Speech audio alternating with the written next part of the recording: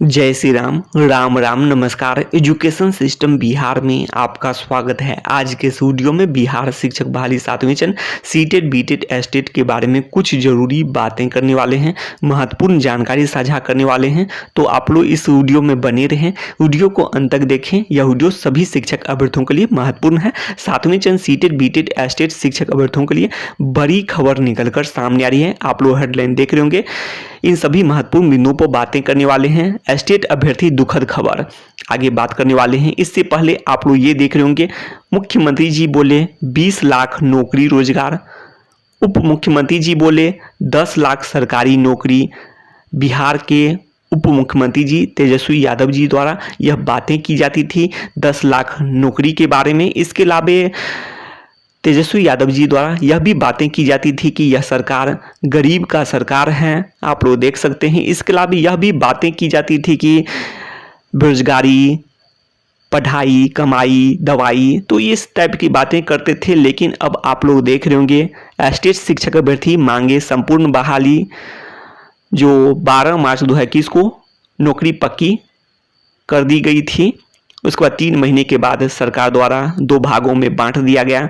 तो 12 मार्च को सभी क्वालिफाइड की नौकरी पक्की, तो संपूर्ण बहाली की बातें कर रहे थे एस्टेट शिक्षक अभ्यर्थी। 12 मार्च को नौकरी पक्की, तो अब भी नौकरी पक्की होनी चाहिए, तो ये बातें कर रहे थे। जबकि आप लोग देख सकते हैं क्या मिला। और यह बातें हैं कि यहाँ तक की खबरें जो जानकारी मिली हैं कि कोर्ट केस यहाँ भी बन चुके हैं।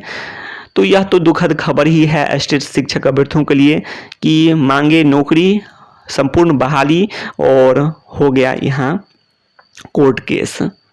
तो देखिए आगे क्या होता है। कोर्ट केस का जो मामला है, 4 बातें हुए हैं, धाराएं की भी बातें निकल कर सामने आई है। जो भी है जानकारी जहां तक मिली है उस अनुसार से ही बातें कर रहे हैं। तो यह दुखद खबर है सभी शिक्षक अभ्यर्थी, एस्टेट शिक्षक अभ्यर्थियों के लिए। मांगे नौकरी इस सरकार से भी। और जहां तक की बात करें तो शिक्षा मंत्री जी द्वारा भी यह बातें की जाती है कि 20 लाख नौकरी रोजगार की बातें जो है बिहार के मुख्यमंत्री जी द्वारा की गई है, उसमें से सबसे अधिक शिक्षा विभाग में ही 3.5 लाख बहाली देखने को मिल सकती है, सबसे अधिक नौकरी रोजगार देखने को मिल सकती है। लेकिन यहाँ पर कोर्ट केस की मामला निकल कर सामने आया है। और आप लोग जानते हैं कि 3 साल बीत चुके हैं, अभ्यर्थी तो प्रयास करेंगे ही कि अधिक से अधिक क्वालिफाइड की नौकरी और संपूर्ण बहाली जल्द से जल्द हो। तो जल्द से जल्द विज्ञापन जारी हो, संपूर्ण बहाली, सबकी नौकरी पक्की जल्द से जल्द हो, तो अभ्यर्थी प्रयास करेंगे ही। 3 साल बीत चुके हैं। साथ साथ आप लोग जानते हैं कि सरकार को भी चाहिए कि माध्यमिक उच्च माध्यमिक शिक्षक की बात करें तो 6ठे चरण में भी तो 30,000 शिक्षक के वेतन की बचत हुई है। सरकार को जानते हैं 2716 पदों पर ही बहाली हो सकी, 3 साल प्रक्रिया चली, जबकि 2716 पदों पर ही बहाली हो सकी अंतिम रूप से। तो ये बातें हैं। 32,714 पद थे, 2716 पद, तो करीब 30,000 करीब पद, 2 पद कम हैं। तो इतने पद खाली रह चुके हैं, रिक्त रह चुके हैं। तो चाहिए कि जल्द से जल्द माध्यमिक उच्च माध्यमिक शिक्षक अभ्यर्थी की बहाली हो। और 6ठे चरण में तो प्राइमरी में भी 90,000 में से 40,000 प्लस पदों पर ही बहाली हो सकी है। तो उसमें कम से कम तो 40,000 पदों पर बहाली तो हुई, लेकिन इसमें तो बिल्कुल ही नहीं के बराबर 2716 पद, जो 32,000 में 2716 पद, कोई भी कह सकता है कि नहीं के बराबर ही बहाली हुई है माध्यमिक उच्च माध्यमिक में। तो ऐसे में शिक्षा का स्तर कैसे सुधर सकता है? तो ये भी सवाल उठता है सरकार पर। और 3 साल की प्रक्रिया चली 6ठे चरण की भी। तो 7वें चरण का जो स्टेट में भी 2 भागों में बांटकर 2 साल से लगातार लगभग 2 साल हो जाएंगे। अभी तक मेरिट लिस्ट और नोट इन मेरिट लिस्ट का झंझट है, जबकि सभी क्वालिफाइड की नौकरी पक्की हो सकती है विद्यालयों की संख्या के अनुसार।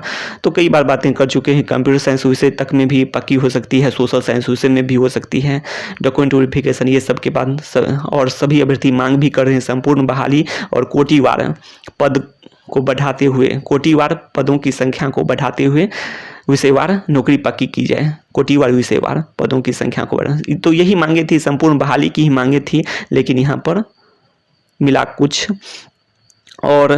तो ऐसे में जो गरीब अभ्यर्थी हैं तो क्या कर सकते हैं, और अभ्यर्थी तो मांग ही कर सकते हैं कि नौकरी पक्की हो, सभी क्वालिफाइड की संपूर्ण बहाली हो, जल्द से जल्द विज्ञापन जारी हो। तो यही बातें सीटेट बीटेट में भी है कि सीटेट बीटेट अभ्यर्थी लगातार प्रयास कर रहे हैं कि 7वें चरण का विज्ञापन जल्द से जल्द जारी हो।